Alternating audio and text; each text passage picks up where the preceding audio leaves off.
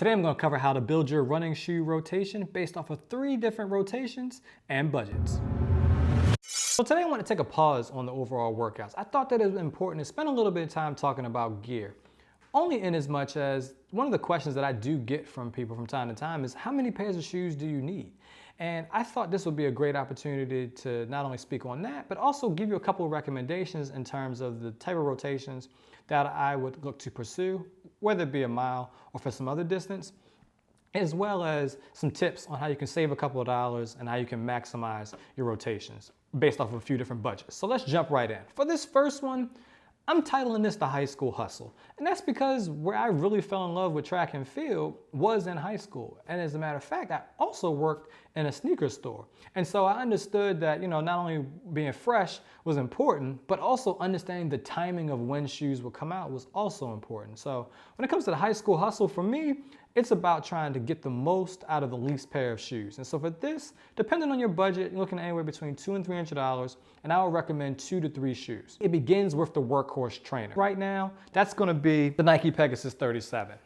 Now I've reviewed the Pegasus 35, 36, and 37. I go back to wearing the 32. As a matter of fact, the first time I broke 20 minutes in the 5K was in a pair of Pegasus 32s. Now the reason that I would start with the Workhorse trainer is because that's going to be the one that you're going to wear most frequently. So whether you're running 3 times a week or 6 times a week, you want to build your overall rotation around the shoe you're going to be in the most. So these are going to run you about $120. And so one of my first tips with this is that your Workhorse trainer doesn't have to be from the current year. About a month or so before the 37s came out, the 36s went on sale. And so where there was certainly a number of changes between the 36 and the 37, I really like the 36s. And so if you could get a pair for say $70, well, now you still got $130 to play with if you have, for example, a $200 budget. And if you have a $300 budget, you've got even more room to play with. So this would be my first pair of shoes. And so my other recommendation is that if you're not into Nike, and whatever brand that you choose, pick a shoe that's been around for a few different versions. That way you have a bit more of a confidence as you go into this shoe, and you want to pick something that's durable. I look for shoes that look anywhere between like 300 and 500 miles when it comes to my Workhorse type trainer. Second shoe. For me, this year has all been about me running a fast on-track mile. And so for me, the next thing that I would look to purchase would be a track spike. Now, fortunately for me, I've had these spikes for a couple of years because I haven't put that much mileage in them. If it weren't for just a time trial last year and a handful of times the year before running in these spikes, I've got very little mileage in them. And so for this particular year, I spent no money on them. And then the year that I bought them, I got them for $70. And so these are the Nike Zoom Victory Elite 2s. Right now, we're talking $200 for 2 shoes that allow me to cover the full range of all the running that I need to do.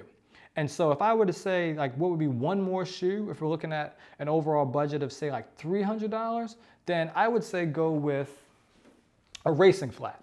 Now the reason I would say go with a racing flat with this particular setup is that where I do enjoy the Pegasus as a good all-arounder, it doesn't do as well for me when I need to run kind of like mile-specific paces. And grinding it out on the track in spikes every week is probably not the best thing for you. This is where a racing flat comes into hand. Not only does it give me an alternative when it comes to looking at something like a road mile, like I would not take these spikes that are designed for the track out on the road, but it gives me something that's a little bit thinner, but offers me just a little bit of support so when I'm on the track, then I can get those mile type paces. And so right now, these will run you $100 on like the Nike website. I have purchased a pair of these in the past, probably at the previous version for, I think it was probably like $59. Once again, I was able to catch it through a discount website. And so one of my other tips that I would give to you is that if you could be flexible in the colorway. Now listen, I'm a big Style Matters guy, but if you're trying to save a couple of dollars, there's sometimes when there's some questionable colorways that come out. That might be your opportunity to save some money. And that's a situation where I would put performance over style, particularly if you just happen to really like the shoe, but you might end up with something crimson red or something like that.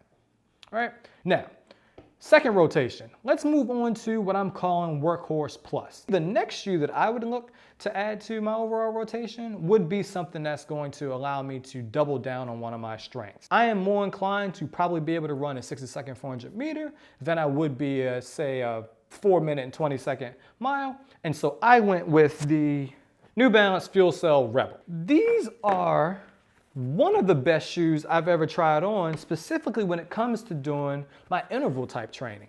It gives me a good amount of like durability, similar to the Pegasus, but it gives me a decent amount of traction, similar to the LT Streak, with a little bit more support. So when it came to beginning to run like something maybe in like the 3K pace, having to grind out some 1,000-meter intervals, or being able to run something in kind of like that in between right before I get to my mile pace, or being able to go through some 200-meter reps, this is the shoe that I reach for.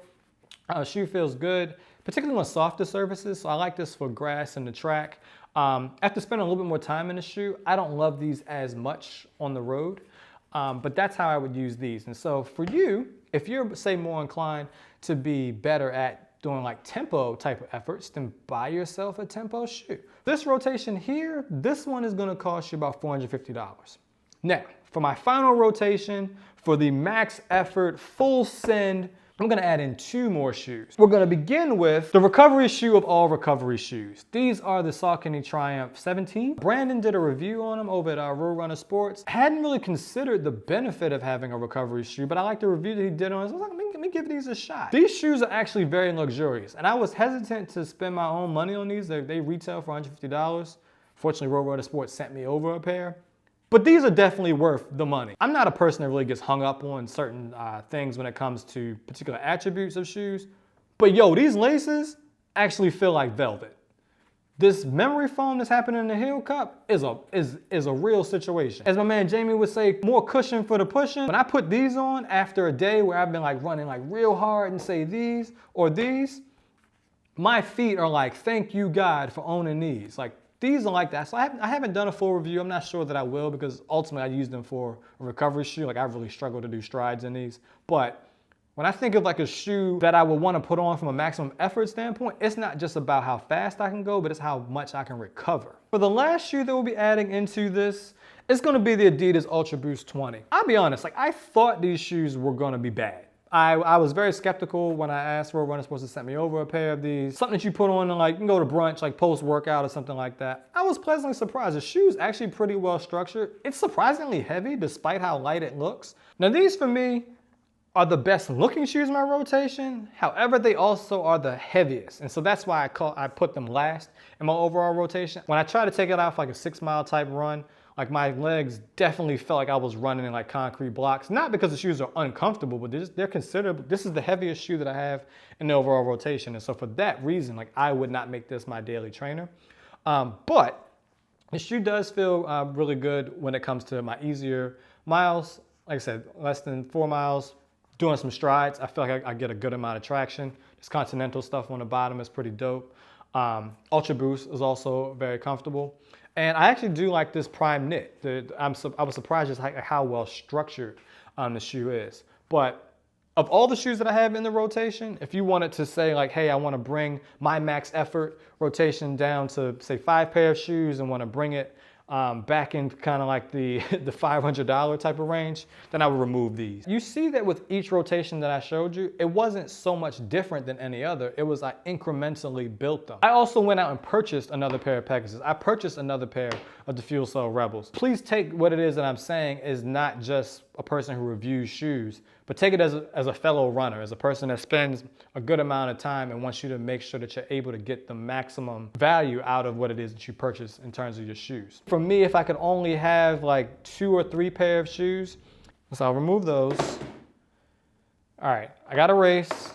I got to do this. I would remove these. I would remove these. So if I could only have 3 pair of shoes, this would be the 3 that I would own.